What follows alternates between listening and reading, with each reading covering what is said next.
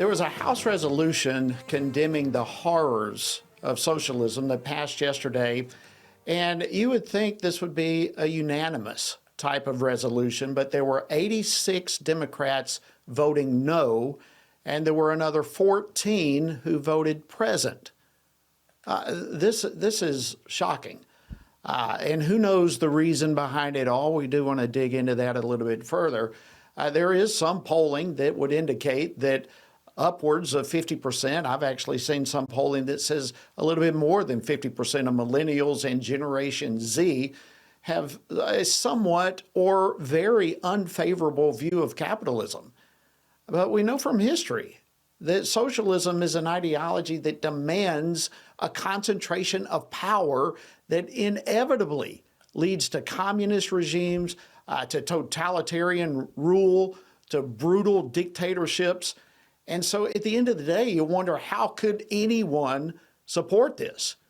Well, joining me now on the phone from Europe to help unpack all of this is Larry Taunton. He's an author, he's a columnist, he's the executive director of the Fixed Point Foundation.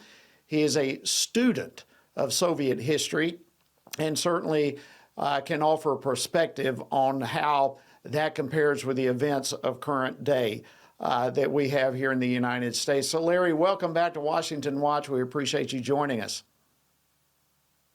How are you, Jody? I'm doing great. Doing great. Thanks for being on the program with us here. I know it's late where you are. We appreciate very much you taking your time.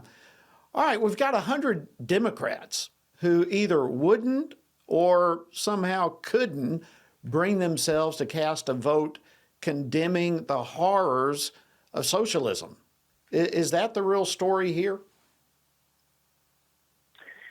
Well, from their side of it, Jody, let's consider for a moment their argument. What they are saying is that this is political theater, and certainly there's an element of that. I mean, insofar as that this is a non-binding resolution. Does it change policy in the United States? No. Is it passing something into law? No.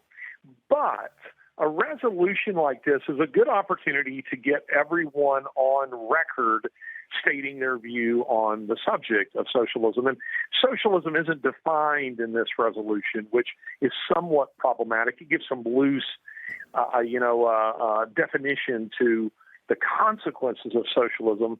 But here was an opportunity really to make a strong statement to those immigrants in the United States who come from socialist backgrounds, who came to this country, or rather the country where you are right now. I'm presently in Italy, which, by the way, has a very scary socialist past history. But here was an opportunity to get on record and state to those people, hey, don't worry. This country isn't going to become like the country you left. It isn't going to become like Vietnam. It isn't going to become like China. It isn't going to become like Russia. We're not going to do those. We're not going to become like Cuba. We're not going to do those things. And yet there were still plenty of American congressmen who wouldn't go on record condemning it. Yeah, it's really amazing. In fact, I want to play a clip for you and get your response. This is from conservative-leaning freshman Congressman Mike Lawler from New York. Actually, his wife literally left a former communist country. Let's play the clip. To be clear, this resolution is not about Social Security or Medicare, two programs with broad bipartisan support. It is about a sick ideology that has destroyed nations, ruined lives, and resulted in death and destruction around the world. Well, that says it, doesn't it? Your thoughts? Yeah, it does. Listen, socialist regimes, which is to say atheistic, secular regimes, killed no less, I think the resolution says 100 million. That's a conservative number. Those regimes killed no less than 125 million people in the 20th century alone. Now, that's more, Jody. That's more than all previous centuries' wars, religious wars, combined.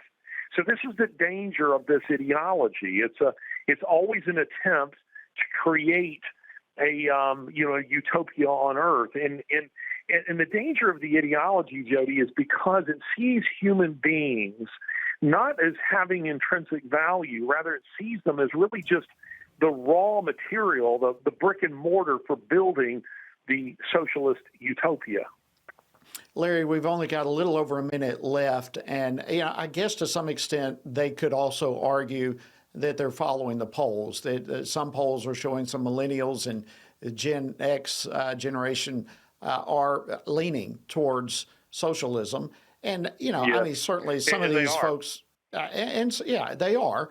And certainly many of them are living in the economic days we're living in now and so forth.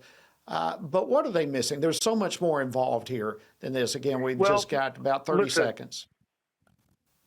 Yes, Jody, listen, in my last book, if I can make a little plug here, it's called Around the World in More Than 80 Days, Around the World in More Than 80 Days. And what I did, Jody, is I went around, I've been in over 60 countries, and I wrote this book as a way of saying to those generations, millennials and Gen Zers, who, polls show that only 31% of Americans have ever been out of the country. And it was my way of taking them on a tour around the world to those places, to China, to Vietnam, to Russia, to Cuba. I've been in them all. And to say, listen, I know you're being sold a bill of goods about America, but it's a lie. The people in those countries want to come here. And by the way, most of those Larry, we're going to have to leave no it idea there. what socialism actually is. Thank you so much.